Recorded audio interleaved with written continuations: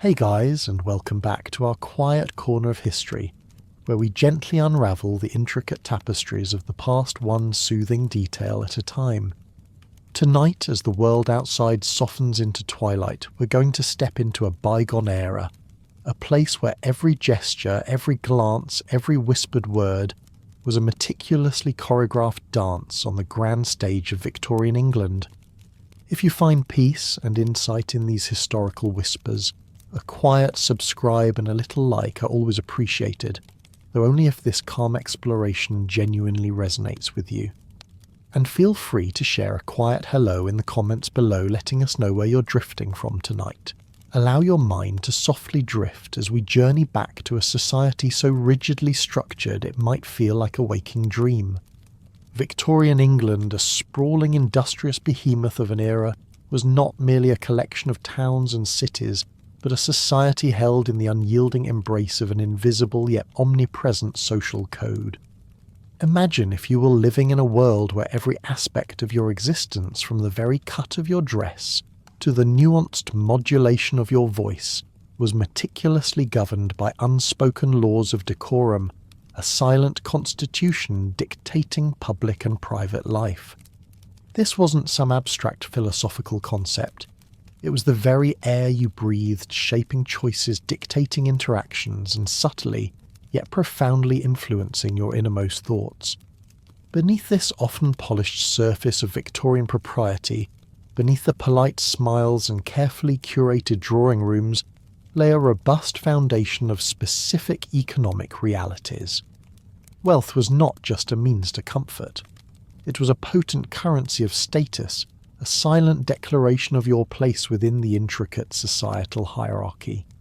Your very daily existence, the food you ate, the clothes you wore, the company you kept, was dictated by this economic standing setting. The stage for every social interaction you could ever conceive. But beyond these human systems, beyond the strictures of class and coin, the urban environment itself played a pervasive, often uncomfortable role in shaping the sensory backdrop against which these elaborate social rituals unfolded. Imagine the pervasive smell of coal smoke, thick and acrid, clinging to everything: your clothes, your hair, even the very lining of your lungs. It was a constant companion, seeping through every crack and under every door, leaving a fine, gritty layer of grime on window panes and furnishings alike. And then there was the chill and almost constant damp cold that seemed to permeate every structure, making even grand, seemingly opulent homes feel perpetually on the brink of true warmth. This pervasive chill and the ever-present smoke underscored a deeper, often ignored reality. Comfort, even for the wealthy, was a relative concept, a luxury constantly battled for. Within this stark macro-reality, against the backdrop of industrial hum and environmental grit, individuals navigated a complex social fabric. Reputation was not merely a personal asset, it was a fragile collective shield easily shattered. Etiquette was not just good manners, it was a survival mechanism, a map through the minefield of potential social missteps. Every interaction was controlled, every sentiment often suppressed, leading to a profound, almost bone-deep sense of exhaustion. The constant performance, the vigilant adherence to 1,000 unspoken rules was undeniably draining, making the very act of existing a demanding theatrical production for many. Moving from the broader societal stage, we descend now into the particular nuances of daily existence and the personal realities that defined life within Victorian homes. The deep sense of exhaustion born from the day's intricate social performance didn't simply dissipate when the front door closed behind you. Oh no. Even within the supposed sanctuary of your Victorian home, a different set of realities, a more visceral kind of discomfort often awaited. Imagine waking in the morning not to the gentle hum of modern heating, but to the pervasive chill that clung to every surface. The fireplace, which might have offered a semblance of warmth the night before, would likely have dwindled to a few dying embers, leaving your bedroom and indeed much of the house in a chilly, really chilly embrace. Even the most opulent of grand houses was susceptible to this persistent cold. Drafty corridors and ill-fitting window frames ensured that warm air was a fleeting luxury. Consider the simple act of a bath, a large, often claw-footed tub, yes, but positioned in a room that could feel like an icebox. Despite the presence of a small, hastily lit fire stepping out of the warm water onto cold, often uncarpeted floors was a guaranteed shiver-inducing ordeal, a stark reminder of the constant battle against the elements. Your bedroom itself was a testament to utility over modern comfort. Picture a narrow iron bed frame, a stark contrast to the plush mattresses of today, supporting a mattress typically stuffed with prickly, unyielding horsehair, a far cry from a cloud-like sleep. Beside it, a washstand, a small essential piece of furniture, held a ceramic basin and pitcher for your rudimentary morning cleansing rituals, with servants constantly replenishing the warmed water. Bulky wardrobes brimming with the multiple layers of clothing necessary for daily life loomed against walls that might occasionally betray the dampness of the London air. And the air itself, even indoors, carried a subtle, inescapable aroma. Perhaps the lingering scent of damp straw mixed with hearth ash, a unique perfume of Victorian domesticity. Beyond the walls of your private abode, the entire city, particularly London, was steeped in the pervasive atmosphere of industrial activity. The widespread burning of coal for heating meant that the air was perpetually thick with the smell of smoke, a gritty blanket that permeated every aspect of existence. You couldn't escape it. It seeped through every crack under every door, through every window frame, a fine, almost invisible dust that coated everything. Window panes were perpetually smeared with a dark film of soot, and a thin, gritty layer of grime settled upon furniture books and even your skin. It was the atmospheric signature of an industrial age, a constant reminder of the city's churning heart, almost like a character in its own right, quietly observing every social interaction. And within this sooty, chilly environment, the city performed its own relentless symphony. The distant rhythmic clatter of iron-rimmed carriage wheels on cobblestones was a ceaseless backdrop, a constant reminder of urban movement and social calls. Interspersed were the sharper barks of street dogs engaged in their own unseen dramas, and the haunting, often lonely calls of night watchmen echoing through the darkened streets. These were not merely external sounds. They seeped through the sturdy walls of your private home, becoming part of the fabric of daily life, a distant hum beneath the drawing-room conversations. While wealthy households certainly enjoyed more advantages, the novel glow of gaslighting replacing flickering candles, and an abundance of servants to manage the pervasive discomforts, even their grand homes could still feel draughty, their windows still collect the stubborn soot. It was this constant, unseen army of servants, maids, cooks, footmen, butlers, who worked tirelessly from the earliest hours, dusting, sweeping and polishing to provide whatever comfort was possible. Their constant scurrying, a subtle, almost unnoticed background hum of vital activity, laying the groundwork for the next essential aspect of daily survival sustenance. From the subtle, almost unnoticed background hum of vital activity produced by the tireless efforts of the servant class flowed the most tangible and often elaborate comfort of a Victorian day, the meals.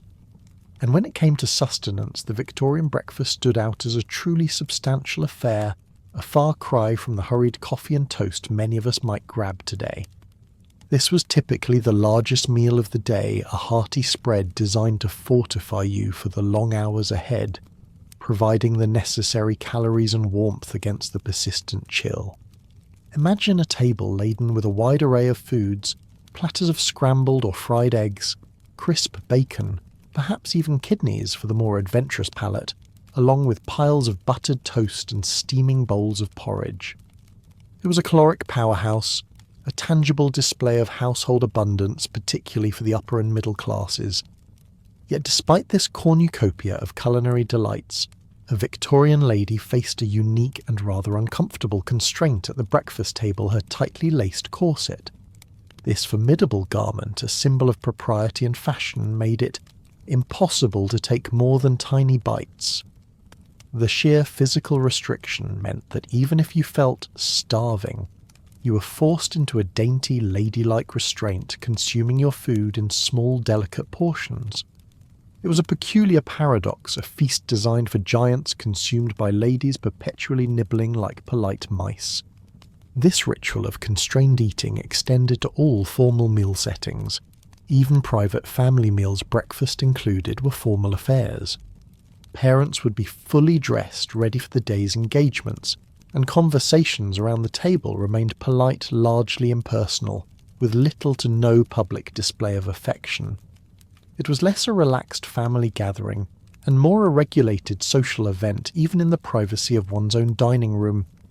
As the day progressed, the formality often escalated, culminating in the rigour of formal dinners. These were multi-course spectacles, veritable parades of culinary artistry and social navigation.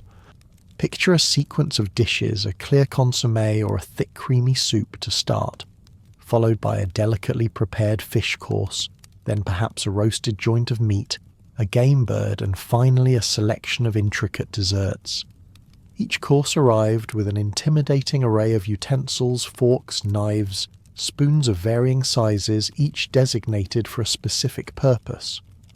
Navigating this gleaming landscape of silverware required careful attention to avoid social blunders, a silent test of one's adherence to proper etiquette. Throughout these elaborate meals, conversation remained light and inoffensive, carefully balanced, to avoid any controversial topics like politics, religion, or money. The goal was pleasant, superficial interaction, not deep intellectual debate or passionate discourse. Midday meals, however, offered a slight reprieve from this relentless formality. Lunch, typically referred to as a light luncheon, was a less elaborate affair usually taken at home between the flurry of morning calls and afternoon engagements. It provided a quieter interlude in the day's demanding social calendar, a moment for a simpler repast, perhaps a cold cut or a sandwich before the whirlwind of social obligations resumed. But whether it was the substantial breakfast, the elaborate dinner, or the light luncheon, the act of eating in Victorian society was always intertwined with social expectations. A quiet performance that subtly reinforced class status and gender roles, demanding a level of self-control that extended beyond the mere act of consumption, spilling over into the very practicalities of personal care and presentation. The constant self-control demanded at the dining table by the restrictive corset and the ever-present gaze of societal expectation extended seamlessly into the intimate yet strangely public realm of personal care and hygiene. For the Victorian individual particularly, the lady cleanliness was a virtue, but the actual practices of bathing were often more rudimentary and utilitarian than luxurious. Imagine, if you will, the morning bath. It was rarely a leisurely soak in a steaming, fragrant tub. Instead, it was often a quick, functional affair prepared by servants who would bring hot water in pitchers to fill a portable tub in your bedroom or a dedicated, often drafty bathroom. A few drops of rose oil might be added for scent, a small concession to luxury, but the overriding sensation upon stepping out onto cold floors would be a shivering chill.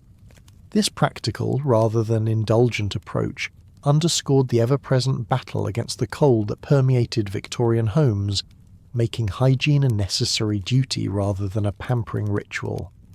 The emphasis, rather than on elaborate full-body washes, often leaned towards the concept of smelling clean. This was achieved through simple cleansing agents implied rather than explicitly detailed, and the discreet use of very light scents. Forget the heavy-heady perfumes that might grace a modern dressing table. Those were deemed vulgar and associated with women of questionable virtue. Instead, a proper lady might dab lemon and bergamot oil onto a handkerchief, or perhaps a small amount directly onto her skin, allowing for a fresh, citrusy yet subtle aroma to emanate, conveying an impression of natural purity rather than artificial enhancement. This preference for understated fragrance was another silent rule in the intricate dance of Victorian decorum. Beyond scent grooming standards were rigidly enforced, particularly for hair and makeup. A lady's hair was not to be wildly flowing or adorned with loose curls that might suggest an untamed spirit. Oh no! It was meticulously pulled back severely from the face, arranged into neat buns or coils with no flyaways allowed. This rigorous control over one's tresses was a visual metaphor for the total control expected over one's person, emotions and conduct. Every strand was to be in its appointed place, reflecting an ordered, respectable inner world. Makeup, too, was an area fraught with social peril. While a light dusting of rice powder was acceptable, even fashionable, to achieve the coveted pale complexion, a sign of genteel indoor living that contrasted with the sun-darkened skin of the working classes, any visible rouge or obvious cosmetic was instantly and damningly associated with actresses and women of questionable virtue. To be seen with obvious makeup was to invite immediate social condemnation, aligning oneself with a class of women considered morally dubious. This relentless focus on appearance culminated in the daily costume change, a testament to the performative aspect of Victorian life. Victorians changed clothes multiple times a day, morning, afternoon and evening, each outfit meticulously calibrated to the specific social context. A morning dress for calls, an afternoon dress for luncheons, and an elaborate evening gown for formal dinners or social gatherings. This relentless cycle of dressing and undressing underscored the performative aspect of daily life, with a subtle shift in fabrics and silhouettes marking the passage of the day and signalling one's adherence to the intricate social calendar. It was a visual language of propriety, setting the stage for the rigorous structured demands of daily labour and responsibilities that defined Victorian life for everyone. That constant, subtle adversary, grime, and the meticulous daily clothing changes to combat it were merely visible manifestations of the deeper, often unseen structures of daily labour and responsibility that permeated Victorian society. For every polished surface, every clean gown, there was tireless work, often performed by unseen hands, a fundamental reality that shaped the daily schedules of all classes, albeit in vastly different ways. For the vast indispensable servant class, the day began with an arduous, unyielding schedule. Picture the cook rising at a pre-dawn hour, perhaps, from 5 a.m., long before the household stirred, to begin the intricate preparations for the substantial breakfast. Maids would embark on their relentless physical labour, dusting every ornate curio, sweeping every polished floor, polishing every piece of silver until it gleamed. Footmen and butlers, too, played their part, ensuring the smooth operation of the household, a seamless performance of domestic efficiency.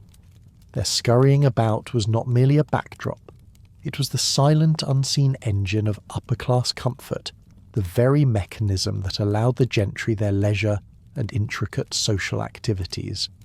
Their lives were defined by constant motion and unceasing duty, a stark contrast to the prescribed activities of those they served. For young ladies of means, their daily labour was of a vastly different yet equally structured nature. While not involving physical toil in the traditional sense, their days were meticulously filled with suitably feminine pursuits. This wasn't leisure in the modern sense. It was a disciplined regimen designed to cultivate accomplishments and prevent idle hands, which, as the pervasive proverb warned, were considered the devil's workshop. Imagine spending hours on needlepoint producing intricate patterns that might adorn a pillow or a piece of clothing, a visible demonstration of diligence and skill. Reading was encouraged, but with strict caveats, only improving books, texts deemed morally uplifting or intellectually stimulating were permitted. Nothing too exciting or romantic was allowed, lest it stir unseemly passions or impractical notions in a young woman's mind. And of course there was the piano. Practicing the pianoforte was a mandatory accomplishment, not merely a hobby. It was performed for a precise duration, for instance, 1 hour daily, to maintain skill without implying inappropriate ambitions of professionalism. The sounds of practiced scales and refined sonatas would be a constant presence in drawing rooms, a testament to discipline. Mothers of the household, particularly those from the upper and respectable middle classes, also bore significant daily responsibilities extending beyond the mere management of servants.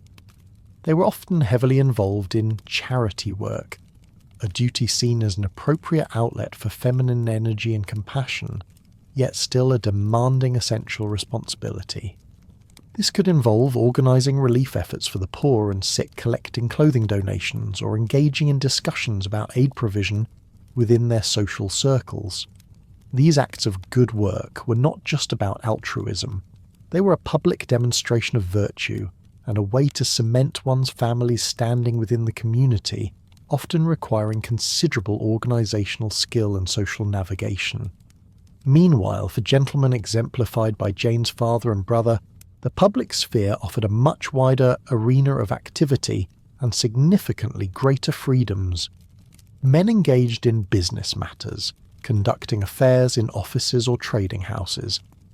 They frequented their club, a sanctuary of male-only camaraderie where they could discuss politics and broader societal issues with a frankness not permitted in mixed company. Crucially, men could come and go as he pleases and were able to travel alone, freedoms largely denied to women. This stark gender divide highlighted an inherent power imbalance, defining vastly different daily routines and spheres of influence for men and women. For women, a significant portion of their day was also dedicated to time-consuming social preparations, including elaborate dressing rituals, ensuring punctuality, and mentally rehearsing the intricate social rules for upcoming engagements, making public appearances a demanding performance in itself, a constant refinement for a prescribed role that began early in childhood. This constant refinement for a prescribed role beginning early in childhood was a defining characteristic of Victorian upbringing, a meticulous preparation for a life largely dictated by societal expectation rather than individual aspiration. While the outline provides minimal direct childhood narratives, it vividly illustrates the meticulous process through which young ladies in particular were prepared for their future roles as wives and household managers. This was not a childhood of unfettered play or spontaneous discovery. It was a period of intense structured training. Their education focused heavily on acquiring accomplishments, a carefully curated set of skills deemed essential for a proper lady. We've already touched upon piano playing, but needlework, drawing, singing, and perhaps a rudimentary knowledge of French or German were also integral parts of this curriculum. These were not pursuits for personal fulfillment in the modern sense. They were tools carefully honed to enhance one's attractiveness as a marriage prospect, and to contribute to the refined atmosphere of a well-managed home. In stark contrast, while gentlemen certainly attended universities like Oxford, their academic learning was largely distinct from the more practical, social grace-focused education of their female counterparts. For young men, education aimed to prepare them for public life, for business, politics, or the professions. For young women, however, formal academic pursuits were secondary to the mastery of social codes and etiquette. Their learning was less about intellectual exploration and more about acquiring the practical skills and social graces essential for navigating society, managing a household with efficiency and elegance, and ultimately making a good match that would secure their future and the standing of their family.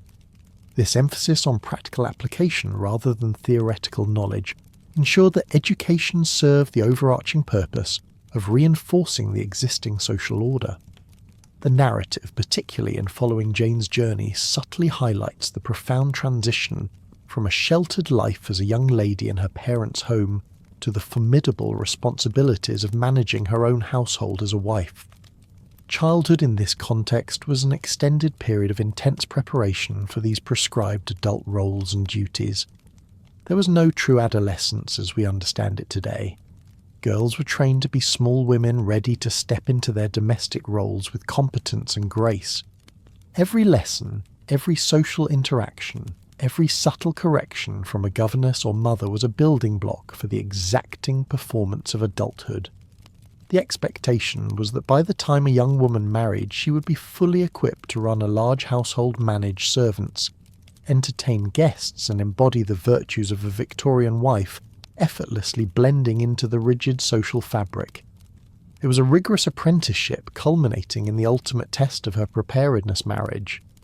This transition was a pivotal moment, marking the shift from being groomed to being the groomer, from being managed to managing, underscoring how deeply embedded the concept of predetermined roles was within the Victorian educational and social framework. And yet beneath these meticulously managed daily routines and social performances, beneath the carefully structured education and the diligent adherence to decorum, Victorian society was governed by an unyielding power hierarchy. This hierarchy wasn't merely suggested, it was maintained through stringent control mechanisms and enforced with severe, often devastating consequences for any deviation from the established norm. It was the silent, omnipresent overseer of every interaction, every aspiration, and every fate, preparing us to delve deeper into the unyielding foundational realities that structured their entire world. This silent, omnipresent overseer, the unyielding power hierarchy, was not a mere suggestion in Victorian society. It was the very bedrock upon which everything else was built, an implicit, yet remarkably rigid social structure that profoundly defined every individual's existence. Imagine a world where your worth, your opportunities, and even your daily interactions were largely predetermined before you even uttered your first word. This rigid class division was palpable, constantly distinguishing between the gentleman and ladies' terms reserved for the upper and respectable middle classes and the lower classes, whose opinions, thoughts, and feelings were consistently devalued, considered less refined, less significant. It was a social apartheid not legally codified, perhaps, but deeply ingrained in every social gesture and every economic reality.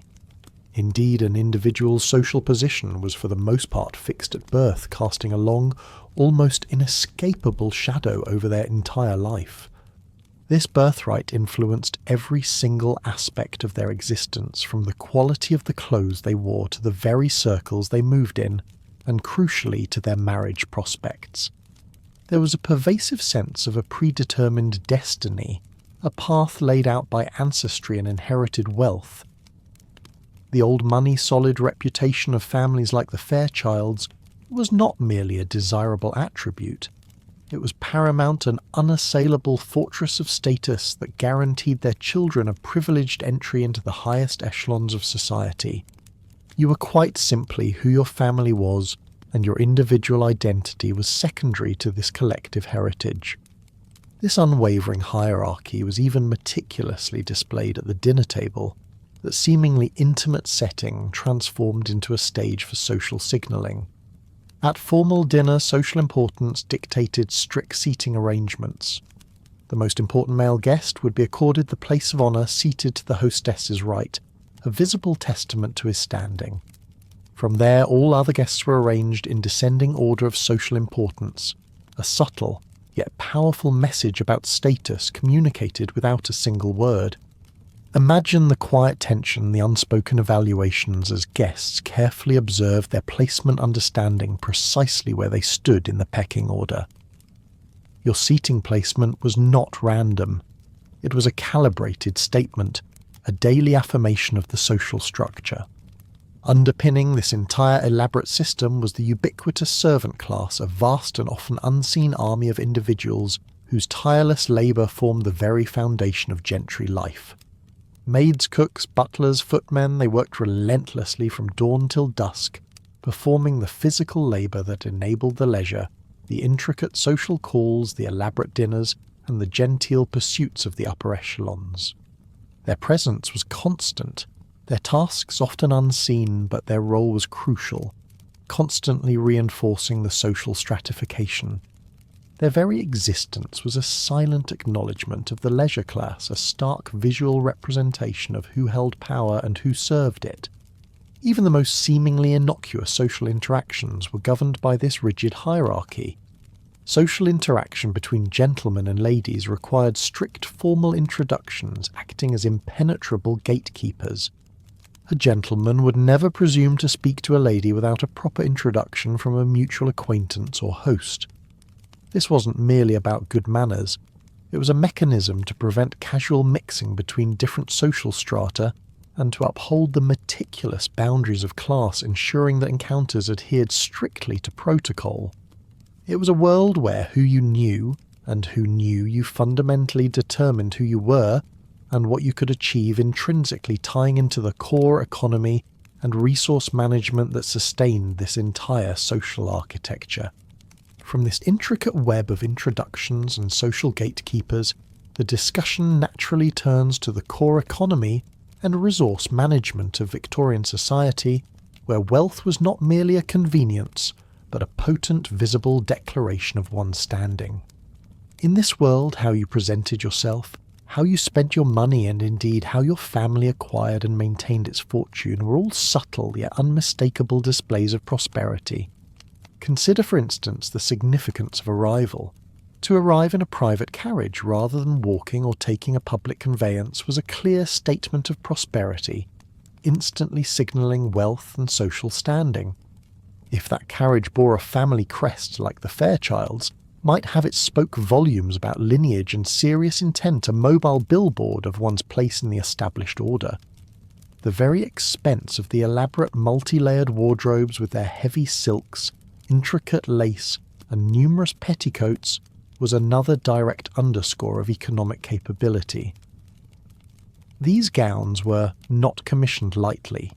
They represented a significant investment, often requiring dressmakers to be summoned to the home for multiple fittings, a personalised expensive service that itself became a symbol of status. At the very bedrock of the elite's economic power lay the established businesses and large fortunes epitomised by the Fairchild family's banking ventures. These were not mere personal incomes. They were the economic backbone of the aristocracy, and the burgeoning upper middle class providing the financial stability and capital that fueled the era. These ventures ensured a steady flow of wealth, supporting not only grand homes and lavish lifestyles, but also underpinning the entire social structure. And nowhere was this financial underpinning more evident than in the institution of marriage itself. A union was far more than a romantic endeavour. It was deeply intertwined with financial arrangements and settlements. Before any vows were exchanged, these complex negotiations, often handled by solicitors, meticulously formalised the exchange of money and property. It was a clear, legally binding contract, rather than a purely romantic ideal, ensuring that wealth and assets remained within appropriate social circles, strengthening family lines and solidifying economic power bases. The cost of maintaining a high social standing in Victorian society was in itself a testament to the economic realities. It wasn't simply a matter of having money. It was the relentless, continuous expenditure required to uphold appearances, to participate in the intricate social dance. Lavish dinners, a retinue of servants, the constant commissioning of new fashions, the upkeep of grand homes, all these demanded significant financial resources. Even the seemingly small details, like the pristine white gloves that were a non-negotiable accessory for a proper Victorian lady in public, represented a recurring cost, a subtle but constant drain on resources, reinforcing the idea that maintaining one's position was an active, financially demanding endeavour. This constant expenditure, this meticulous attention to every detail of display, served as a barrier to entry, ensuring that only those with substantial sustained wealth could truly participate in the upper echelons of Victorian society. It was a world where money truly talked, not in loud boasts, but in the quiet rustle of silk, the gleam of a perfectly polished carriage, and the effortless precision of an immaculately executed social call, all against the backdrop of an environmental reality that often made comfort a persistent challenge. Against the backdrop of financially demanding social obligations, the constant struggle against nature's relentless fury, and universal environmental threats formed a persistent, almost physical reality in Victorian life. Imagine living in a city frequently shrouded in a thick, damp embrace of fog. London in particular was notorious for its pea soupers, dense yellow-grey fogs that cast hazy halos of light on the cobblestone streets, transforming familiar thoroughfares into eerie, muffled passages. This wasn't merely a visual phenomenon, it contributed significantly to the persistent chill and dampness that permeated interiors, a clammy presence that settled into your bones. On such days, the pale winter sun barely penetrates the ever-present London fog, leaving the city cloaked in a perpetual muted twilight, intensifying the sense of confinement and cold. And what fueled these fogs? What made the air so heavy and oppressive? The widespread burning of coal for heating homes, for powering factories and for fueling countless domestic fires, meant that the air was perpetually thick with the smell of smoke. This wasn't a fleeting odour. It was a constant permeating presence that seeped into every pore of the city's existence.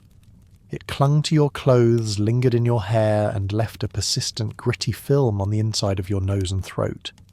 Window panes were perpetually streaked with soot, a dark testament to the air's pervasive grit, and a fine layer of soot settled on furnishings and surfaces within every home, creating a constant gritty atmospheric condition that no amount of cleaning could truly banish. It was the indelible signature of the industrial age, a visible and palpable reminder of the progress that came with a significant environmental cost. Despite the grand facades and the efforts of countless servants, a fundamental reality of Victorian homes was their inherent coldness. Even in affluent residences where fireplaces blazed for hours, rooms remained inherently chilly, particularly once the fires died down overnight. Waking up to a chilly, really chilly room was the norm, a daily reacquaintance with the persistent cold. The act of shivering after a bath, despite the efforts to warm the bathroom, underscored this general environmental discomfort. Heating systems as we know them today simply didn't exist. Warmth was localized and fleeting, confined to the immediate vicinity of a roaring hearth. This emphasized the constant pervasive battle against the cold and underlying current of discomfort that threaded through every aspect of daily life, from morning rituals to evening entertainments. The sensory experience of life in Victorian England was also heavily shaped by these seasonal fluctuations. A crisp winter air, or a bright and clear day, was noted as a rare anomaly, a welcome break from the prevailing damp, cold and often gloomy climate that characterised much of the Victorian year. Most days were a subtle grey, a perpetual state of subdued light and ambient chill, making those rare moments of sunshine feel all the more precious. This constant environmental reality, the cold, the damp, the smoke shaped not just physical comfort but perhaps even the psychological landscape, subtly influencing moods and reinforcing the quiet stoicism often associated with the era. This relentless natural backdrop, a silent yet powerful force, sets the stage for our deeper dive into the specific mechanisms of power and control that enforced these social structures, examining how individuals navigated, or at times even dared to resist this rigid system. Moving from the pervasive environmental challenges, the discussion shifts to the unyielding power and control that fundamentally enforced Victorian social structures. For an individual in this era, the overarching reality was an unquestioning obedience to a pervasive hierarchy that dictated almost every facet of their existence. Nowhere was this more evident than in the delicate yet utterly pivotal realm of courtship and marriage. Parents wielded ultimate, almost absolute authority over their children's marital choices. Before a gentleman could even dream of proposing directly to a young lady, he was absolutely required to seek the father's blessing to address you formally. This wasn't a mere courtesy. It was a non-negotiable prerequisite, a deferential act of submission to paternal authority.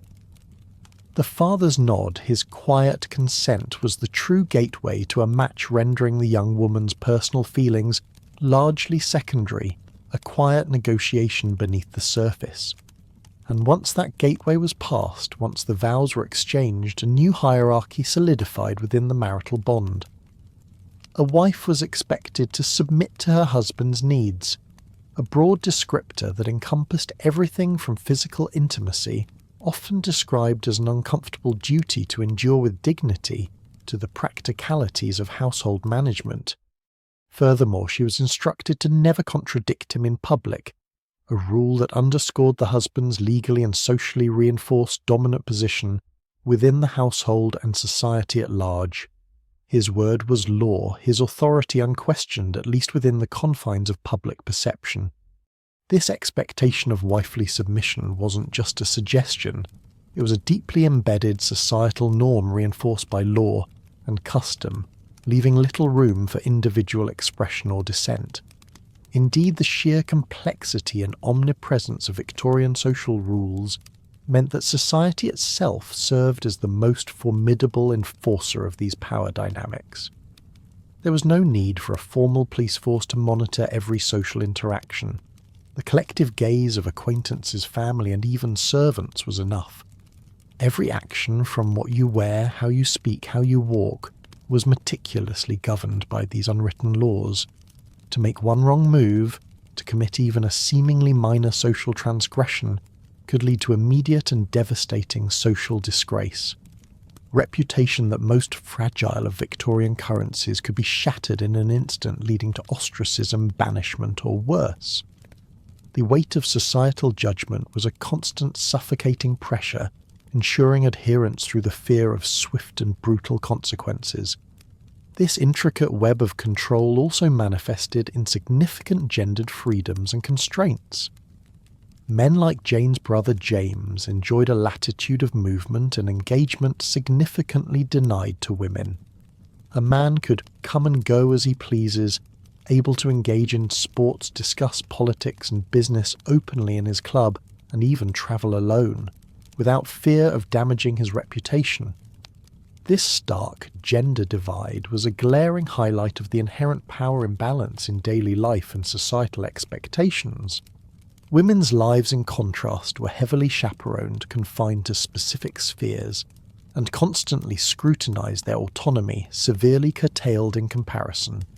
Even within the private household, subtle enforcers of protocol existed. The household butler, for instance, acted as a physical gatekeeper and enforcer of rigid social protocols.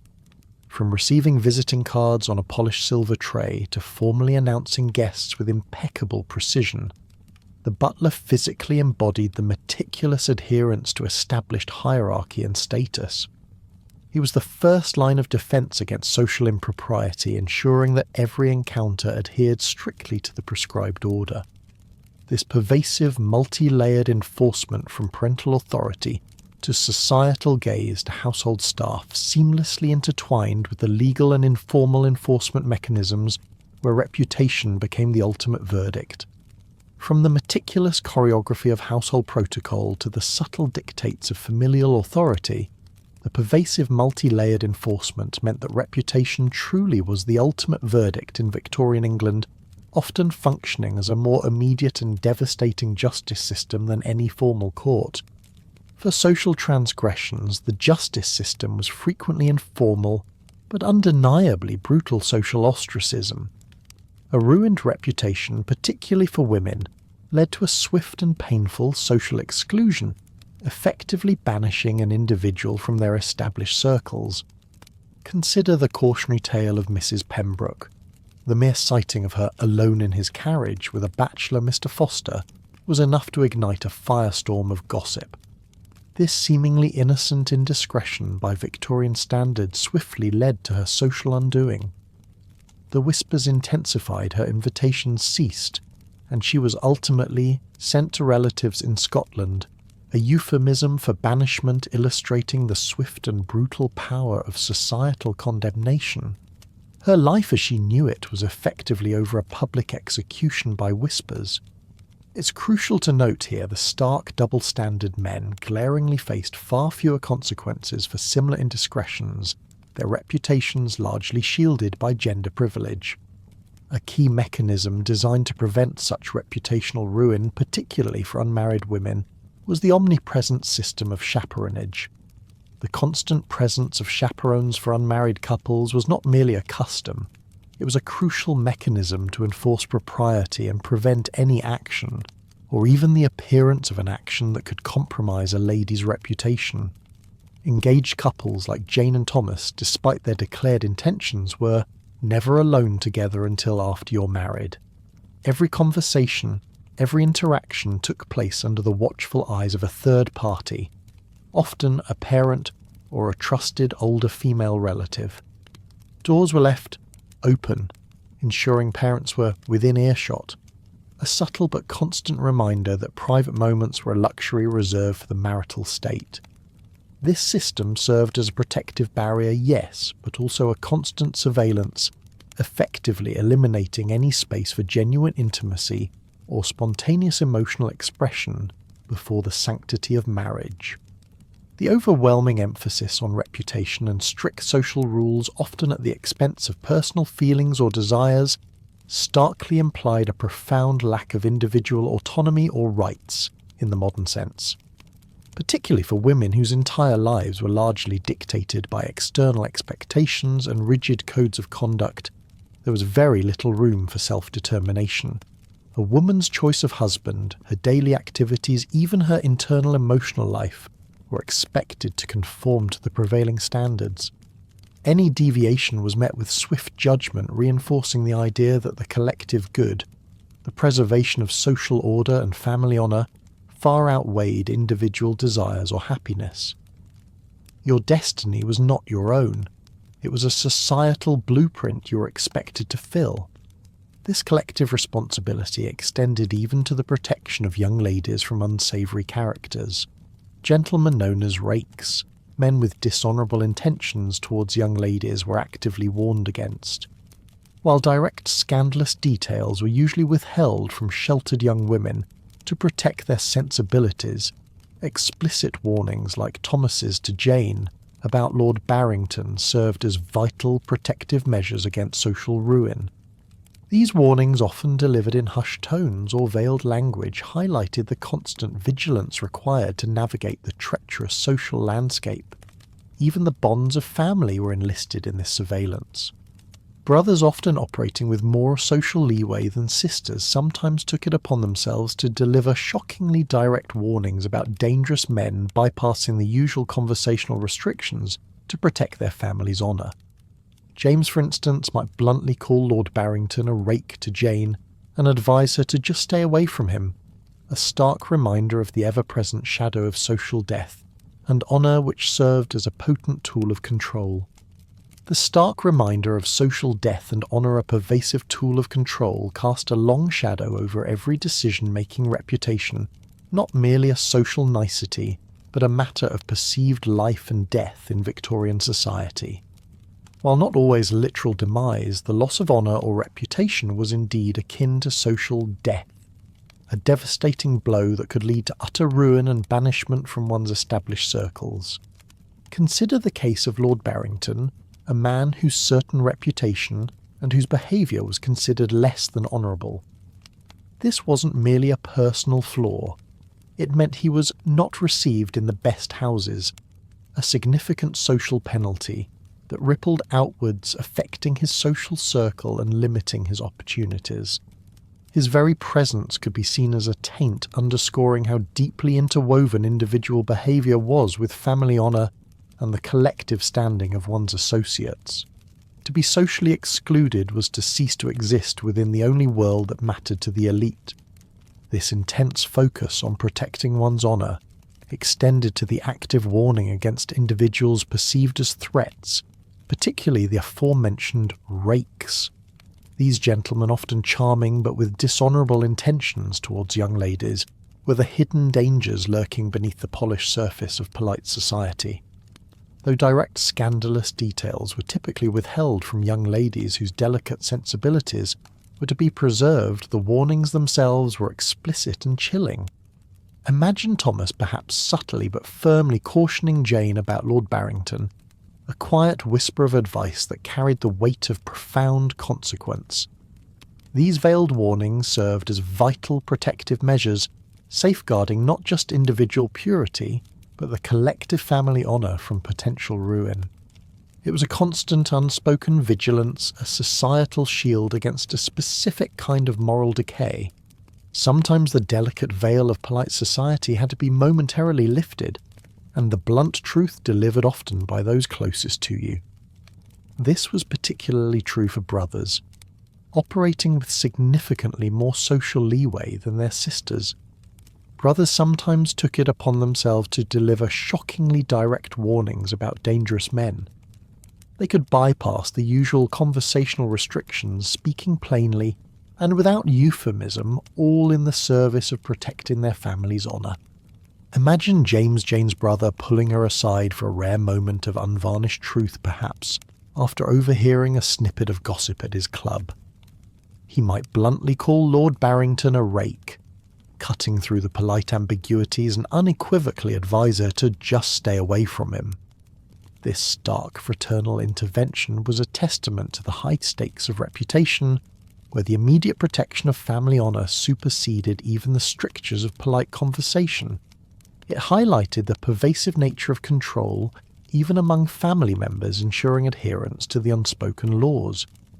This constant vigilance, this web of warnings and subtle societal pressure, was further complicated by the unique role of servants.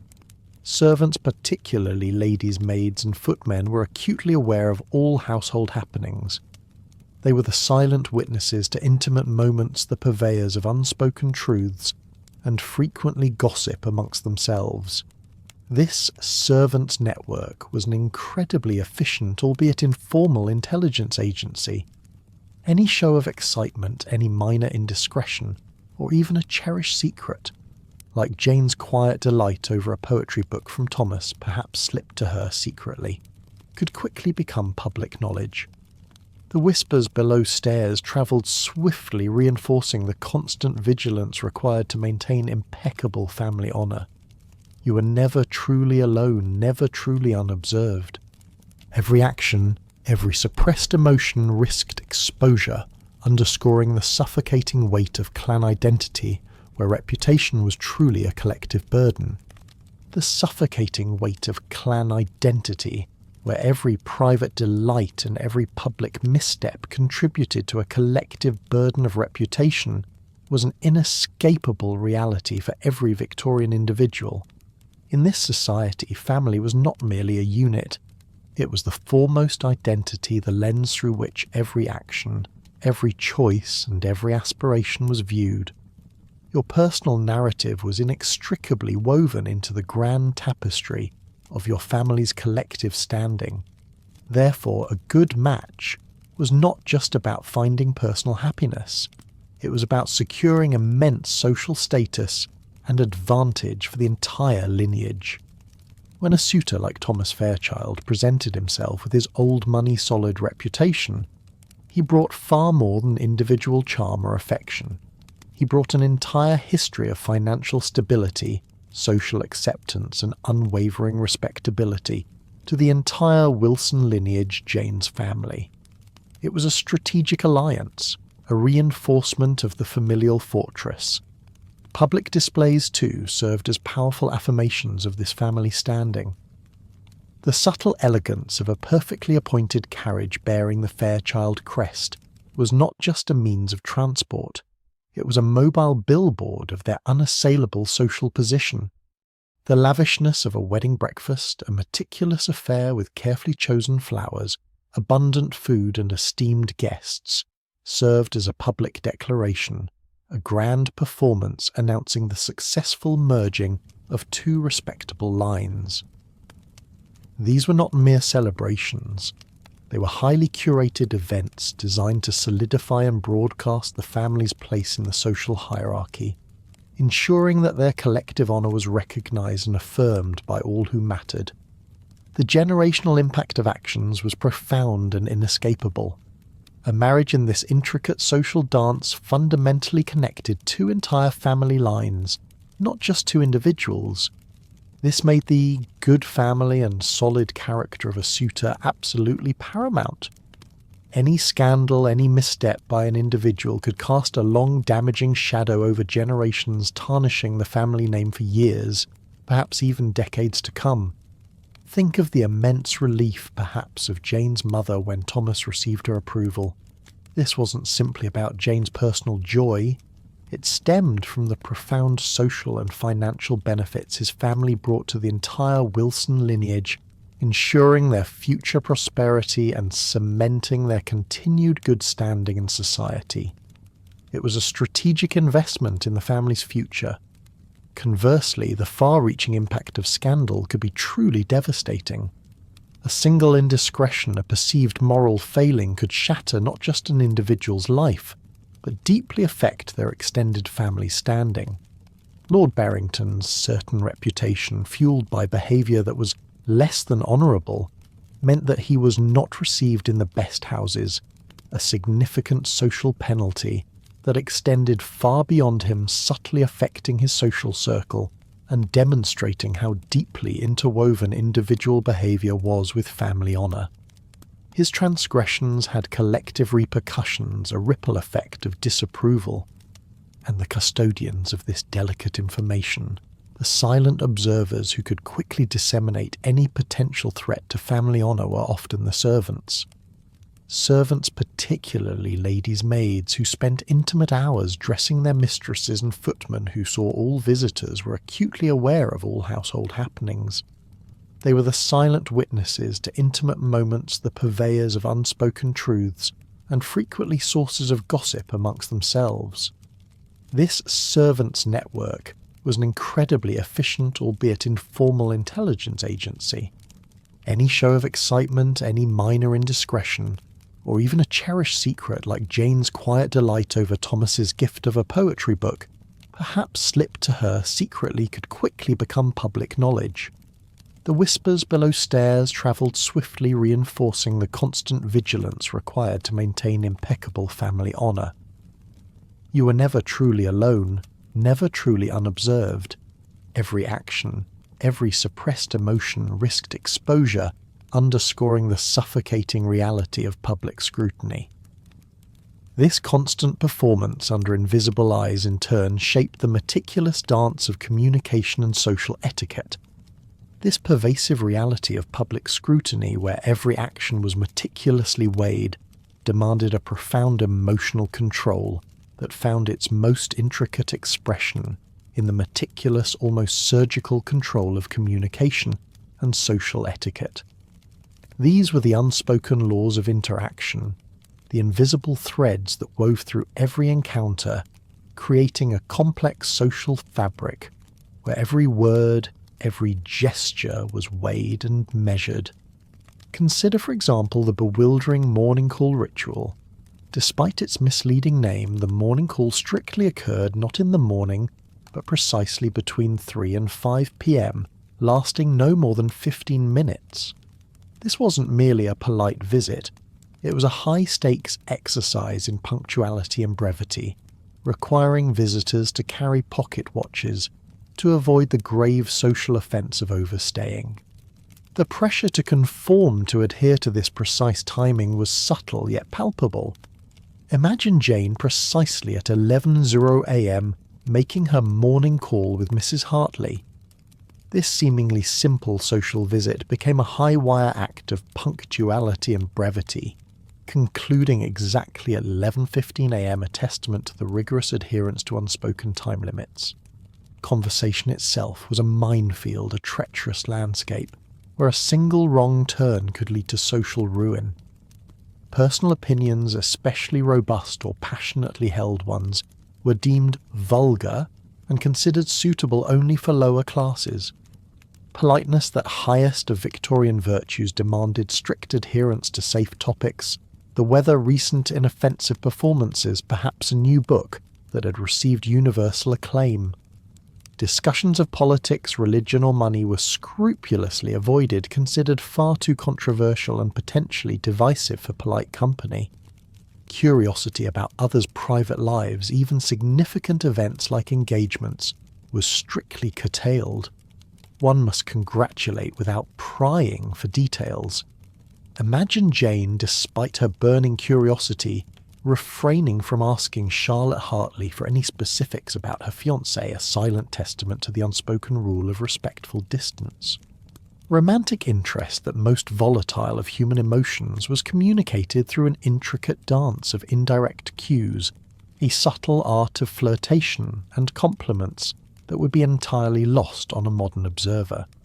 A gentleman like Thomas Fairchild, for instance, would never dream of directing a direct compliment to a lady he admired lest he appear too forward, or heaven forbid impetuous. Instead, he might subtly direct compliments to her mother, or engage in seemingly impersonal discussions about books or art to gauge intellectual compatibility. Thomas's veiled compliment on Jane's piano playing, praising its appropriate restraint, exemplified this subtle, almost hidden form of admiration. It was a language of nuance understood only by those fluent in the unspoken code. Nonverbal restraint was equally paramount, particularly for a proper Victorian lady. She was expected to maintain a demure posture, her steps small, and measured her back perfectly straight. Her eyes were to be modestly downcast, never making direct eye contact with strangers, which was considered bold and unladylike. Even in public, excessive speed in walking was deemed unladylike, emphasizing the constant visible performance of grace and composure. In such a physically constrained world, a fleeting touch of hands at the piano, a socially sanctioned act of proximity, or a lingering gaze across a crowded drawing room became incredibly significant, charged with unspoken meaning due to this strict physical code. Physical distance and minimal contact were absolute. Public displays of affection, even among family members, were virtually non-existent. Greetings involved formal curtsies and polite nods, with no hugs, no kisses on the cheek, even between close relatives. Physical contact was kept to an absolute minimum, making a simple handshake or an accidental brush of hands during a shared activity feel shockingly intimate in this heavily chaperoned world.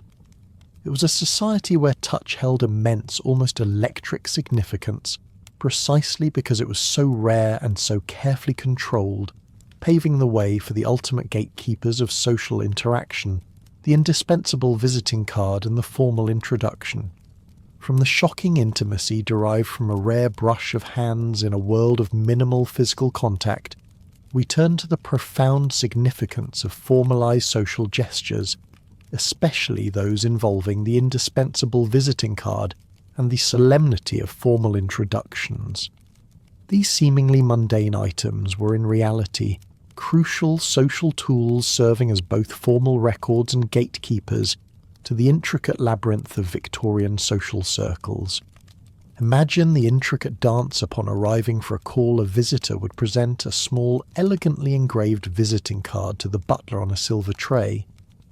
This wasn't merely a polite formality, it was a ritual. The card bearing one's name and possibly a brief message or calling hours served as a formal record of the visit, and its very presentation initiated the careful ballet of social engagement. It was the first hurdle, the silent declaration of one's intent and status, ensuring that only those deemed acceptable gained entry. And the act of introduction itself was sacrosanct. A gentleman, regardless of his standing, would never presume to speak to a lady without a formal introduction. This was an unwritten rule, a strict social boundary that upheld the meticulous protocol governing interactions between the sexes and across social strata. To bypass this fundamental step was to commit a grave social error, implying an unacceptable level of familiarity or disrespect. The introduction, typically performed by a mutual acquaintance, legitimized the encounter, ensuring that any subsequent conversation adhered to the prescribed decorum. It was a societal filter designed to prevent undesirable connections and maintain the purity of social circles, a quiet assurance that everyone present understood their place and the rules of engagement. Yet despite these meticulous controls, The destructive power of gossip and reputation loomed large, a constant, insidious threat that could unravel even the most carefully constructed social facade. Consider the chilling scenario where the mere sighting of a woman, perhaps Mrs. Pembroke, in an ostensibly innocent but compromising situation, could ignite a firestorm of speculation and condemnation. This public perception, regardless of truth, often swiftly led to social ostracism and banishment from polite society, demonstrating the devastating swift justice of the social code, a public shaming that left indelible marks. Men notably faced far fewer consequences for similar indiscretions, highlighting the profound gender imbalance within this ruthless system of social judgment. This pervasive pressure to conform extended even to the most personal and exciting of life events, the marriage proposal.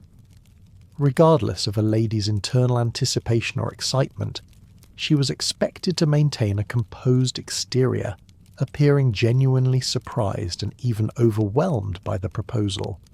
Her heart might pound, her mind might race with visions of a shared future, but externally she was to convey appropriate decorum, a demure acceptance of her fate.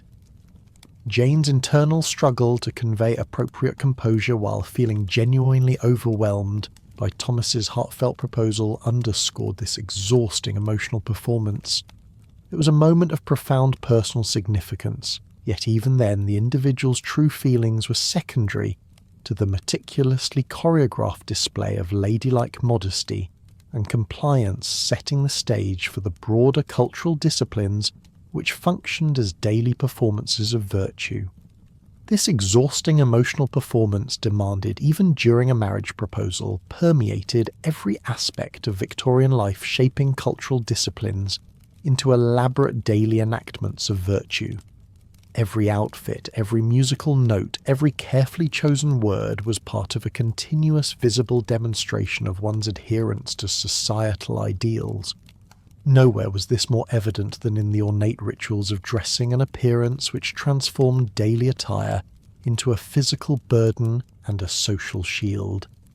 The very act of getting dressed was an arduous, labour-intensive ritual requiring not just time but considerable physical endurance. Imagine the layers: first a chemise, a thin undergarment, then the notorious corset tightly laced, often making breathing difficult, and over time causing ribs to shift and internal organs to displace.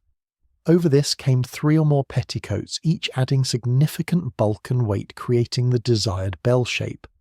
And finally the steel-hooped crinoline, a formidable cage-like structure that ballooned the skirt outwards, adding further weight and restricting movement.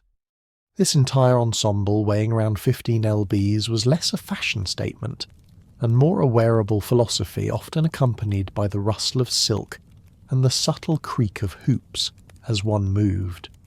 Modesty was unwavering, a non-negotiable principle in Victorian dress. Every inch of skin was meticulously concealed even within the confines of the home. Flannel nightgowns buttoned high to the neck, and day dresses featured high necks and long sleeves, ensuring that neck and wrists remained covered even in warmer weather. Gloves were a non-negotiable accessory for a proper Victorian lady, whenever she ventured into public, her hands remaining mysteriously concealed. This wasn't just about warmth. It reflected a pervasive, almost bizarre hand-based modesty, as if the exposure of hands was somehow scandalous. The absence of gloves would have been a glaring social misstep, a silent declaration of impropriety. Hair and makeup, too, were strictly controlled performances. Hair was never left loose. It was severely pulled back from the face into neat buns or intricate coils, with no flyaways allowed. This rigorous control over one's tresses was a visual metaphor for the total control expected over one's person, emotions and conduct. Every strand was to be in its appointed place, reflecting an ordered, respectable inner world. Makeup, too, was an area fraught with social peril. While a light dusting of rice powder was acceptable, even fashionable, to achieve the coveted pale complexion, a sign of genteel indoor living that contrasted with the sun-darkened skin of the working classes, Any visible rouge or obvious cosmetic was instantly and damningly associated with actresses and women of questionable virtue. To be seen with obvious makeup was to invite immediate social condemnation, aligning oneself with a class of women considered morally dubious. This relentless focus on appearance culminated in the daily costume change, a testament to the performative aspect of Victorian life. Victorians changed clothes multiple times a day, morning, afternoon and evening, each outfit meticulously calibrated to the specific social context. A morning dress for calls, an afternoon dress for luncheons, and an elaborate evening gown for formal dinners or social gatherings. This relentless cycle of dressing and undressing underscored the performative aspect of daily life, with a subtle shift in fabrics and silhouettes marking the passage of the day and signalling one's adherence to the intricate social calendar. It was a visual language of propriety, setting the stage for another crucial performance musical accomplishments. No less demanding than the visual language of propriety meticulously articulated through layered attire was its harmonious echo in the musical performance and accomplishments expected of young ladies. Playing the piano, far from being a mere hobby, was a mandatory accomplishment for young ladies of means, a crucial part of their social education, and an indispensable asset in the marriage market. It was a skill practiced not for personal passion or professional ambition, but for precise durations, for example, 1 hour daily to maintain a respectable level of proficiency without ever implying inappropriate ambitions of professionalism. To be too good to play with too much virtuosity might suggest a desire for a public career, a notion considered unladylike and potentially scandalous. The constant sounds of practiced scales and refined sonatas were a familiar presence in drawing rooms across the land, a subtle yet audible indicator of a household's adherence to genteel expectations. The art of modest display was central to this performance. When requested to play, a lady could not refuse, for that would be rude and ungracious. However, she was expected to exhibit a degree of reluctance, a becoming modesty, perhaps uttering a phrase like, "If you wish it, Mrs. Fairchild," before gracefully approaching the instrument. The musical selection itself was crucial.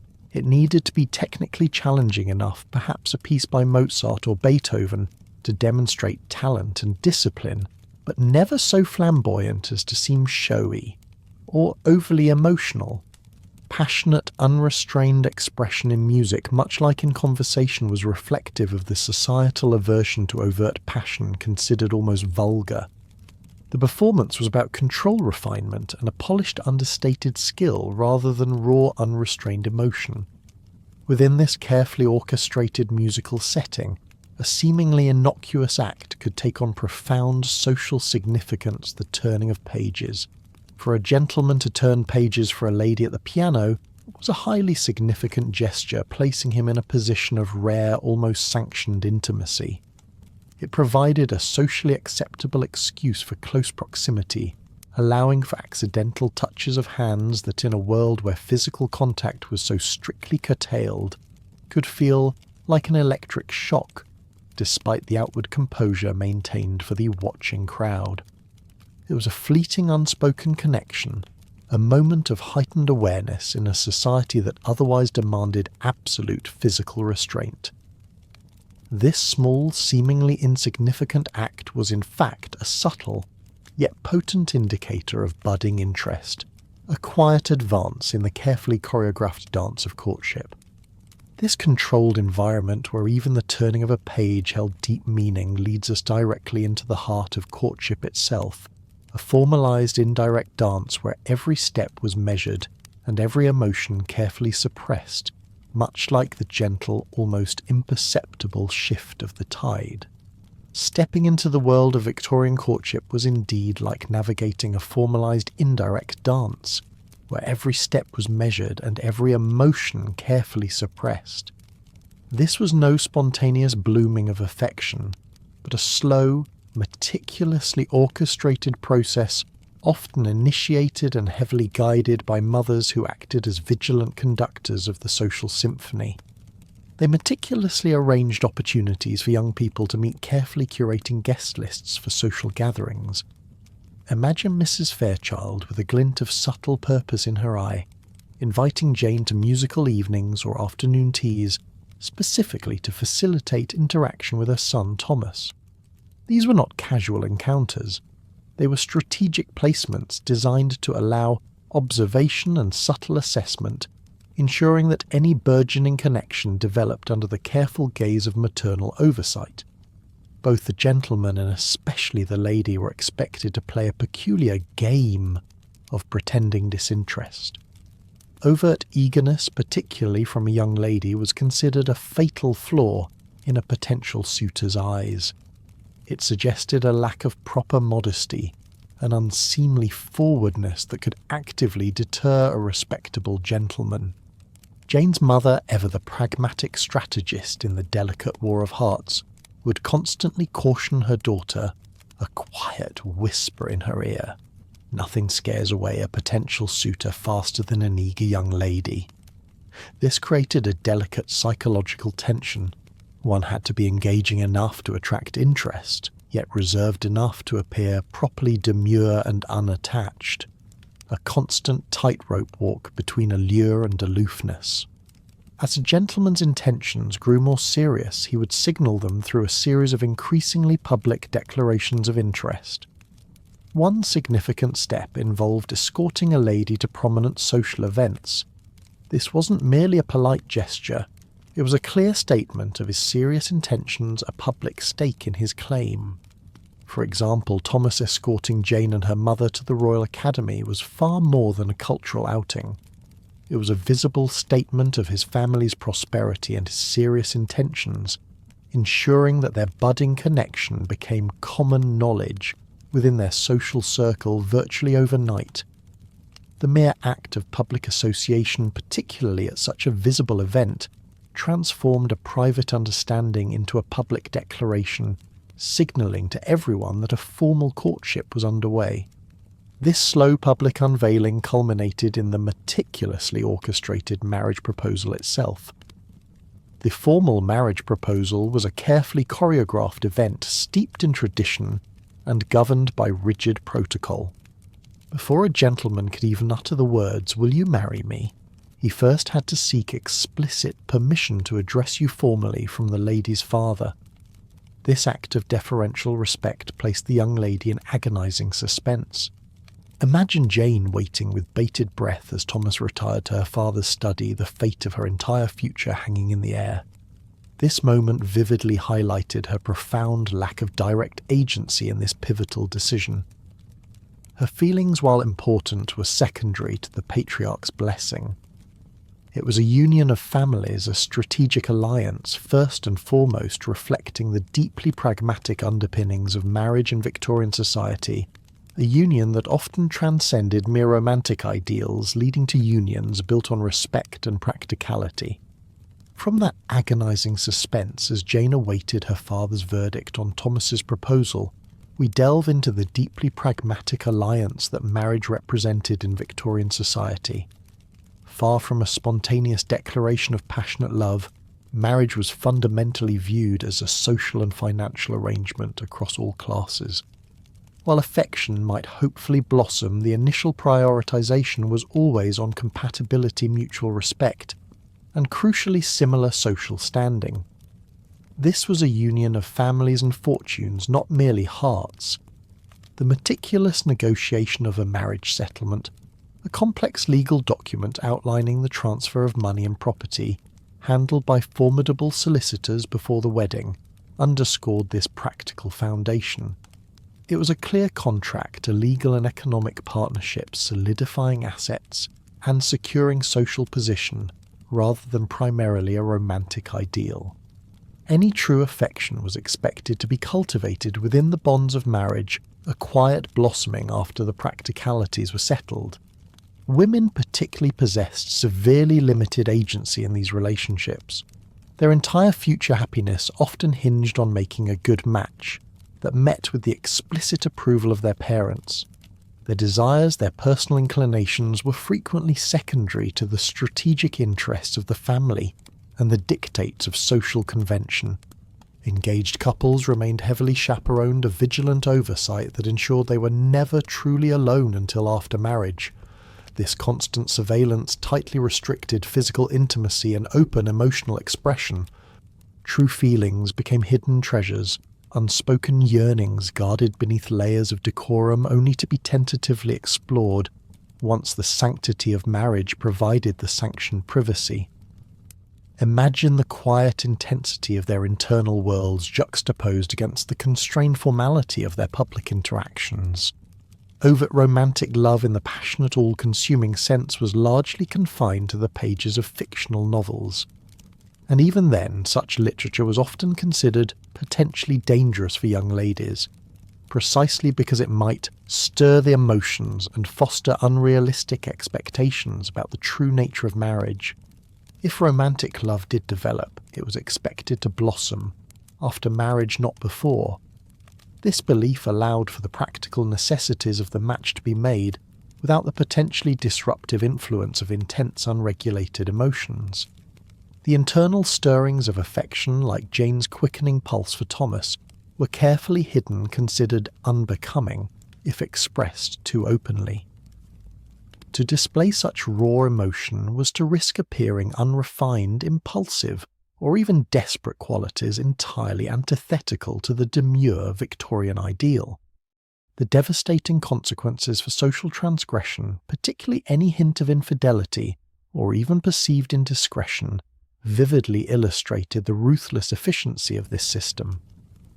While specifics varied the public's judgment of a woman's character, due to even perceived missteps could immediately trigger gossip that swiftly and mercilessly ruined her reputation.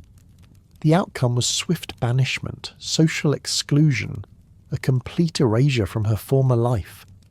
This demonstrated the brutal efficiency of social judgment, a public shaming that left no room for appeal or second chances. The profound gender double standard was glaringly evident here. Men starkly faced far fewer repercussions for similar behaviour, their indiscretions often overlooked or quietly managed. Once married, a wife's role was clearly delineated firmly within the separate spheres ideology that governed gender roles. Her primary duty was to submit to her husband's needs, physically a duty often described as an uncomfortable obligation to endure with dignity, and to tirelessly create a harmonious household.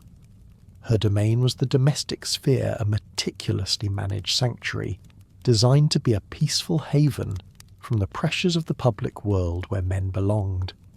This was an exhausting expectation of constant serenity, a ceaseless effort to maintain a calm, perfectly ordered home, even as her own emotions and desires might be suppressed beneath the surface, a direct contrast to the spiritual frameworks and superstitions that wove morality into daily life. Here, too, the exhausting expectation of constant serenity and the subtle suppression of self for the sake of a harmonious household was deeply intertwined with the spiritual frameworks and superstitions that wove morality into the very fabric of daily Victorian life. It wasn't just about outward appearance or social conduct. It was about an inner sense of virtue constantly cultivated and subtly expressed. The pervasive proverb, "idle hands are the devil's workshop," served as a constant moral dictate, a quiet, omnipresent reminder of the dangers of inactivity.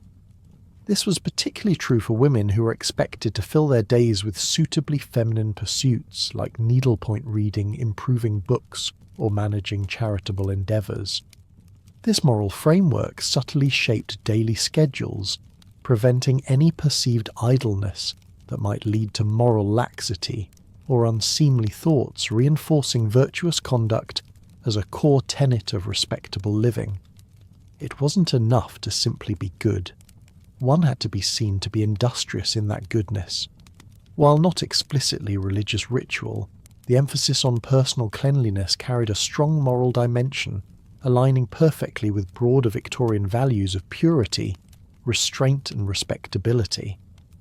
The preference for smelling clean, dabbing lemon and bergamot oil on a handkerchief, for instance, rather than using vulgar heavy perfumes underscored this.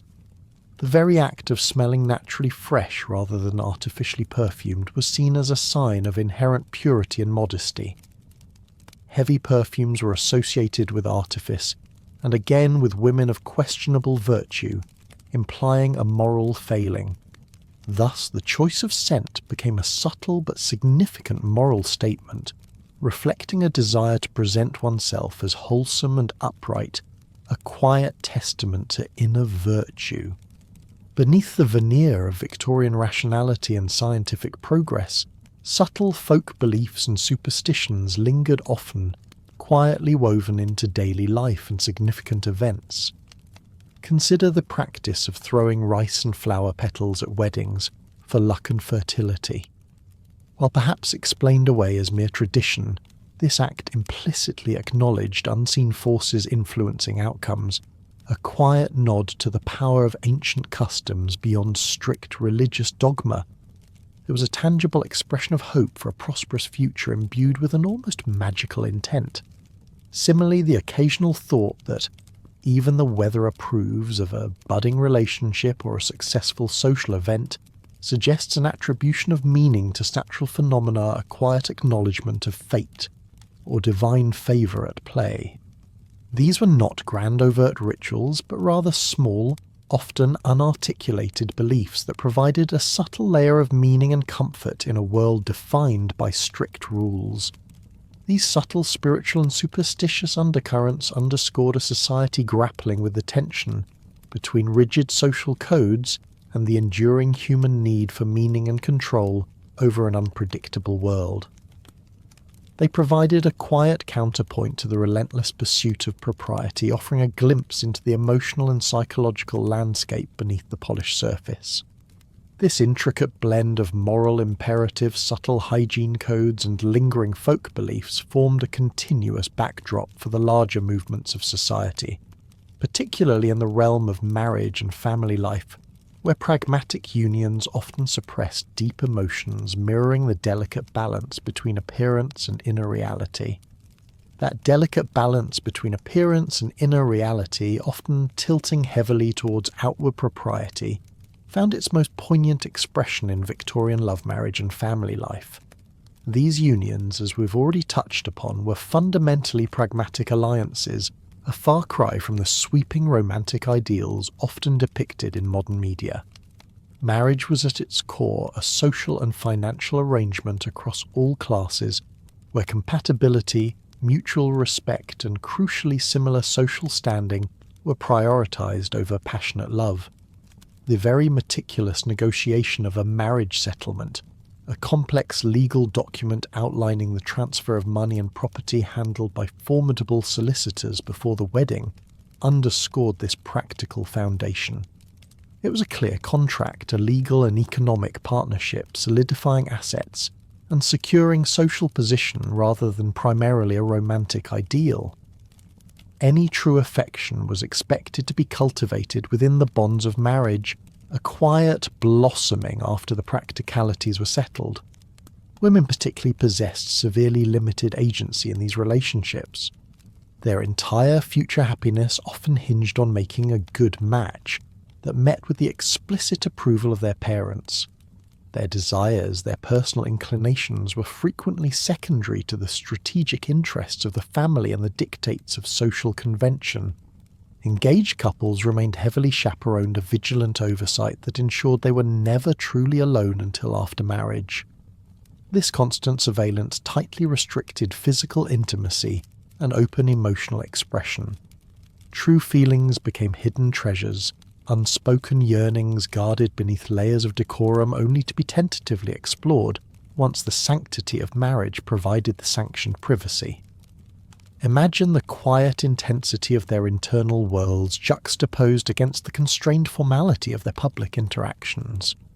Overt romantic love in the passionate, all-consuming sense was largely confined to the pages of fictional novels. And even then, such literature was often considered potentially dangerous for young ladies, precisely because it might stir the emotions and foster unrealistic expectations about the true nature of marriage. If romantic love did develop, it was expected to blossom after marriage, not before. This belief allowed for the practical necessities of the match to be made without the potentially disruptive influence of intense, unregulated emotions. The internal stirrings of affection, like Jane's quickening pulse for Thomas, were carefully hidden, considered unbecoming if expressed too openly. To display such raw emotion was to risk appearing unrefined, impulsive, or even desperate qualities, entirely antithetical to the demure Victorian ideal. The devastating consequences for social transgression, particularly any hint of infidelity, or even perceived indiscretion, vividly illustrated the ruthless efficiency of this system. While specifics varied the public's judgment of a woman's character, due to even perceived missteps, could immediately trigger gossip that swiftly and mercilessly ruined her reputation. The outcome was swift banishment, social exclusion, a complete erasure from her former life. This demonstrated the brutal efficiency of social judgment, a public shaming that left no room for appeal or second chances. The profound gendered double standard was glaringly evident. Here, men starkly faced far fewer repercussions for similar behaviour, their indiscretions often overlooked or quietly managed. Once married, a wife's role was clearly delineated firmly within the separate spheres, ideology that governed gender roles. Her primary duty was to submit to her husband's needs, physically, a duty often described as an uncomfortable obligation to endure with dignity, and to tirelessly create a harmonious household. Her domain was the domestic sphere, a meticulously managed sanctuary, designed to be a peaceful haven from the pressures of the public world where men belonged. This was an exhausting expectation of constant serenity, a ceaseless effort to maintain a calm, perfectly ordered home, even as her own emotions and desires might be suppressed beneath the surface, all contributing to the pervasive weight of clan identity, where reputation was truly a collective burden. Continuing our exploration of Victorian society's intricate dynamics, the pervasive weight of clan identity, where individual desires were often suppressed beneath the surface of a seemingly harmonious household, truly made reputation a collective burden rippling through generations and defining the very essence of social interaction. In this society, the concept of family transcended mere kinship. It was the foremost identity, the primary lens through which every individual action was invariably viewed. A good match, like Thomas Fairchild, with his old money-solid reputation, brought not just personal happiness to Jane, but immense social status and tangible advantage to the entire lineage. Think of the Wilson family uplifted by this connection, their standing in society subtly yet significantly bolstered. Displays like the Fairchild crest proudly emblazoned on a carriage, or the exquisite elegance of a meticulously planned wedding breakfast, served as potent public affirmations of the family's unassailable standing within the social hierarchy. These weren't mere personal statements. They were declarations of collective power and prestige. The generational impact of actions was profound and inescapable. A marriage in this intricate social dance fundamentally connected two entire family lines, not just two individuals. This made the good family and solid character of a suitor absolutely paramount. Any scandal, any misstep by an individual could cast a long, damaging shadow over generations, tainting the family name for years, perhaps even decades to come. Imagine the immense relief and satisfaction that Jane's mother would have felt when her approval of Thomas solidified the match. It stemmed not just from her daughter's potential happiness, but from the immense social and financial benefits his family brought to the entire Wilson lineage, ensuring their future prosperity and cementing their continued good standing in society. It was a strategic investment, a careful cultivation of the family tree. The far-reaching impact of scandal served as a constant chilling reminder of this collective burden. A single indiscretion could shatter not just an individual's life, but deeply affect their extended family standing. Consider Lord Barrington's certain reputation, and his behaviour being less than honourable. This wasn't merely a personal flaw, it meant he was not received in the best houses, a significant social penalty that extended far beyond him, subtly affecting his social circle and demonstrating how deeply interwoven individual behaviour was with family honour. His transgressions had collective repercussions, a ripple effect of disapproval. And the custodians of this delicate information, the silent observers who could quickly disseminate any potential threat to family honour, were often the servants. Servants, particularly ladies' maids, who spent intimate hours dressing their mistresses, and footmen who observed arrivals and departures, were acutely aware of all household happenings. They were the silent witnesses to intimate moments, the purveyors of unspoken truths, and frequently sources of gossip amongst themselves. This servants' network was an incredibly efficient, albeit informal, intelligence agency. Any show of excitement, any minor indiscretion, or even a cherished secret like Jane's quiet delight over Thomas's gift of a poetry book, perhaps slipped to her, secretly could quickly become public knowledge. The whispers below stairs travelled swiftly, reinforcing the constant vigilance required to maintain impeccable family honour. You were never truly alone, never truly unobserved. Every action, every suppressed emotion risked exposure, underscoring the suffocating reality of public scrutiny. As we gently transition away from these profound social intricacies, a final necessary observation must be made regarding the seeds of discontent and peasant rebellion, Iki, and the Ronin discarded warriors sections outlined in the initial conceptual prompt. It's important to note that the provided article content and outline remained strictly within the dominant theme of Victorian social rules and daily life. Therefore, no content relevant to peasant rebellion, widespread descent to Ronin or masterless samurai was found or has been incorporated. This maintains the focused exploration of the Victorian era's unique social fabric. Instead, our journey continues to the quiet reflections on the era's pervasive power dynamics. Turning now to the pervasive power dynamics that underscored every aspect of Victorian life, we find those psychological cages often far more confining than any physical walls, leading inevitably to the profound societal implications of such rigid control. It was one thing to understand the rules. It was quite another to live, breathe, and navigate a world where every flicker of emotion, every personal desire felt perpetually subjected to judgment. The omnipresent parental authority in courtship and marriage, for instance, wasn't just a matter of seeking a father's blessing. It seeped into the very consciousness of young men and women, shaping their dreams and limiting their romantic imagination. Imagine the constant quiet calculation of eligibility, the internal suppression of genuine attraction if a match was deemed unsuitable, the heavy weight of an entire family's hopes resting on one's carefully managed heart. For the young woman especially, this often meant internalizing the idea that her future was not her own to command, leading to a profound, unspoken resignation to the paths laid out for her. Once married, the husband's dominance presented another layer of control, moving from external parental authority to an internal domestic hierarchy. The expectation that a wife would submit to her husband's needs and never contradict him in public created a constant performative pressure within the home itself.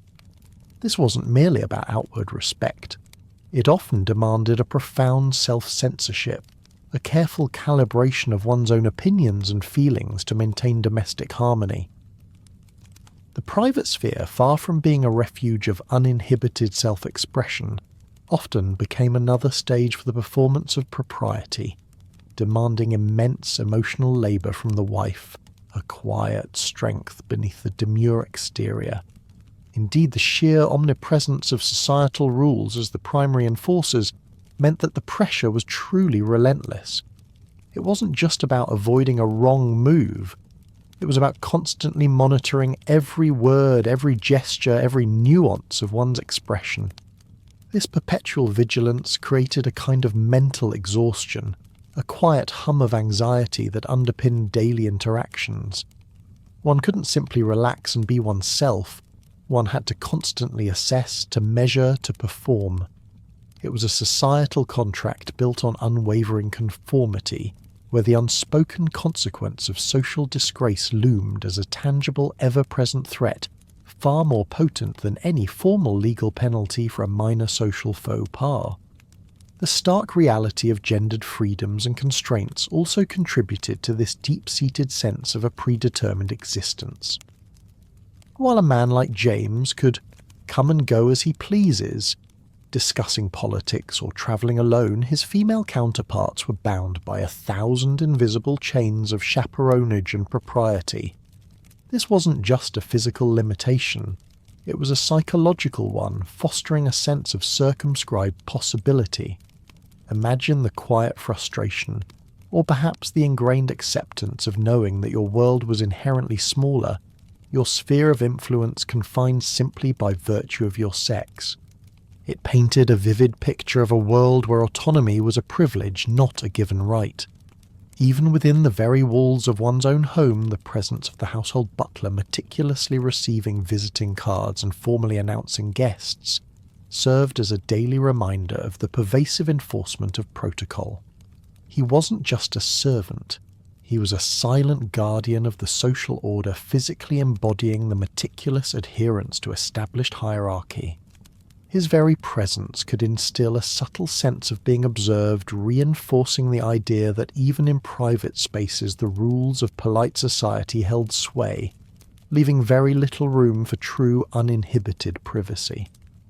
This constant gentle pressure, this pervasive societal architecture built psychological cages that were in many ways far more confining than any physical walls, illustrating the legal and enforcement mechanisms where reputation was indeed the ultimate verdict.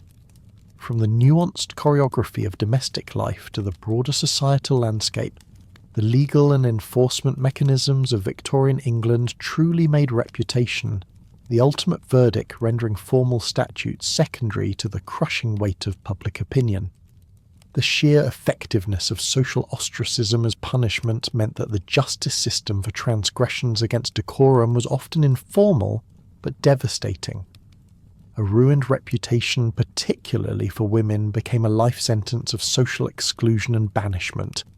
Consider, for instance, the swift and public downfall of a woman whose perceived impropriety became common knowledge, leading to her being effectively sent away from polite society. This wasn't a judicial ruling, but a collective verdict, a brutal demonstration of how society leveraged its power to enforce compliance, ensuring that fear of social death served as a powerful deterrent. The absence of formal charges made it all the more terrifying, for there was no court of appeal, only the unforgiving court of public opinion. The pervasive system of chaperonage, therefore, was not merely a custom designed to protect innocence. It was a critical mechanism of social control, a constant surveillance system designed to prevent any action that could even hint at impropriety. The unwavering rule that engaged couples like Jane and Thomas were never alone together until after you're married, with open doors and parents within earshot, was a relentless enforcement of propriety. It was a tangible expression of the society's deep-seated anxiety about female sexuality and autonomy, a preemptive strike against any perceived deviation from the path of rigid respectability. This system, while ostensibly protective, also served to stifle genuine emotional intimacy and spontaneous connection, ensuring that relationships developed strictly within predefined, observable boundaries. The overwhelming emphasis on reputation and social rules, often at the expense of personal feelings or desires, painted a stark picture of the implied absence of individual rights in the modern sense.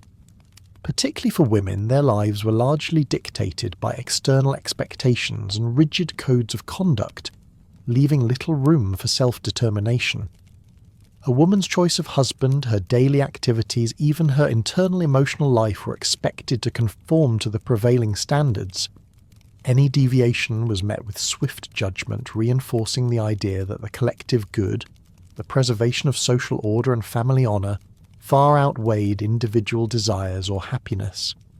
Your destiny was not your own. It was a societal blueprint you were expected to fill a quiet surrender to an intricate pre-designed fate. The shadow of social death and honour functioning as a pervasive tool of control meant that reputation was in essence the ultimate stake in the game of Victorian life. To lose one's honour was for all intents and purposes to cease to exist within the only world that mattered. Lord Barrington's certain reputation meant he was not received in the best houses, a severe social penalty that affected his standing and access to crucial social networks. This subtle ostracism, this quiet closing of doors, was a form of living death isolating him from the very fabric of elite society. It underscores the immense power of collective judgment to shape and confine individual lives, a power far greater than any formal decree. And the warnings against Rake's gentlemen known for their dishonourable intentions served as yet another layer of this protective controlling mechanism. These warnings, often veiled but clear, highlighted the constant vigilance required to navigate the treacherous social landscape, ensuring that young ladies, and by extension, their family's honour remained untarnished. Thomas's caution to Jane about Lord Barrington, or James's blunt declaration of Lord Barrington as a rake, were acts of vital protective intervention, underscoring the communal responsibility for maintaining honour. This network of watchful eyes and stern warnings reinforced the absolute necessity of conformity, allowing no deviation from the path of propriety, subtly guiding individuals towards their predetermined social roles. That intricate web of control, from subtle suggestion to outright banishment, defined their world, leaving no room for the echoes of distant rebellions or discarded warriors, for such concepts held no sway in this carefully constructed reality. Indeed, the very essence of living by Victorian social rules was a constant, exhausting negotiation with a reality that offered precious little room for individual deviation or uninhibited self-expression. Think for a moment about the sheer cumulative effect of all the rules we've gently explored tonight. The precise timings of morning calls, the meticulous layering of uncomfortable attire, the cautious dance of conversation, the subdued art of flirtation, the omnipresent chaperones, and the ever-looming threat of a ruined reputation. It was a societal performance that began the moment you woke and continued until you finally closed your eyes at night, a relentless demand for conformity that could feel profoundly draining. The psychological toll of this constant performance and surveillance was immense, though rarely acknowledged openly. Imagine suppressing every strong opinion, every spontaneous laugh that might be too loud, every heartfelt emotion that might be deemed unbecoming. Your internal world, rich with desires, fears, and passions, had to exist in careful opposition to the demure, composed exterior you presented to the world. It was a life lived under 1,000 invisible constraints, where authenticity was often a luxury, reserved only for the deepest, most private moments far from the prying eyes of society, or even the subtle intelligence network of your own household staff. This constant self-monitoring bred a quiet exhaustion, a weariness of the soul that permeated even the most seemingly privileged lives. Yet within these rigid constraints, humanity, as it always does, found small ways to cope, subtle methods to assert a glimmer of selfhood without overtly challenging the system. Perhaps it was a quiet rebellion in the choice of a book, reading a secretly beloved romantic novel tucked away from disapproving eyes, allowing one's heart to beat a little faster for a fictional hero. Or perhaps it was a shared glance with an understanding friend across a crowded drawing room, a fleeting moment of genuine connection that transcended the polite impersonal chatter. These were not grand acts of defiance, but rather tiny, almost imperceptible acts of internal freedom, moments where the crushing weight of expectation lifted, if only for a breath. They were the quiet victories of the spirit in a world designed to keep it in check, allowing a flicker of individual light to shine through the dense fog of societal expectation. Ultimately, the Victorian social rules, with all their intricate detail and rigid enforcement, paint a portrait of an era obsessed with order appearance and the preservation of status. They reveal a society deeply concerned with managing human nature, channeling passion into propriety, and ensuring that every individual played their designated role in the grand societal theatre. It was a world that valued collective harmony over individual expression, a world where the quiet hum of unspoken rules was far more powerful than any loud declaration. And as we gently drift from these historical details, allowing the precise strictures of Victorian life to fade into memory, we can perhaps appreciate the profound quiet that settles over us, a quiet that invites peaceful reflection on the passage of time itself. As the precise strictures of Victorian life fade into memory, allowing the rustle of silk gowns and the distant clatter of carriage wheels to softly recede, feel the quiet settle around you. The pervasive chill of those grand drafty homes gives way to the gentle warmth of your own space. The constant performance, the meticulous adherence to unspoken rules can now be released, dissolving like the morning mist over the Thames. There's no need to monitor your expressions, to choose your words with such careful precision, or to worry about the gaze of an unseen society. Contrast for a moment the heavy layers of clothing, the chemises, corsets and crinolines, with the comfort of your surroundings now. Imagine the relief of unlacing, of simply breathing freely without the physical constraint of whalebone and steel, the meticulous dances of etiquette, and the weighty burden of family reputation can now gently drift away, replaced by the soft understanding that time moves forward, carrying its own unique comforts and freedoms. Allow your mind to ease away from the strictures of the past, letting the details of Victorian decorum become like distant echoes, fading into the peaceful quiet of your present. The constant vigilance, the polite smiles, the suppressed emotions, all can be set aside as you find a deep, comforting stillness. The gentle rhythm of history has carried you this far, and now it's time to simply rest. Release any lingering thoughts, any remaining curiosities, and let your body sink deeper into relaxation. The story has ended, the journey through time is complete. You're safe, you are warm, and peace is all around you.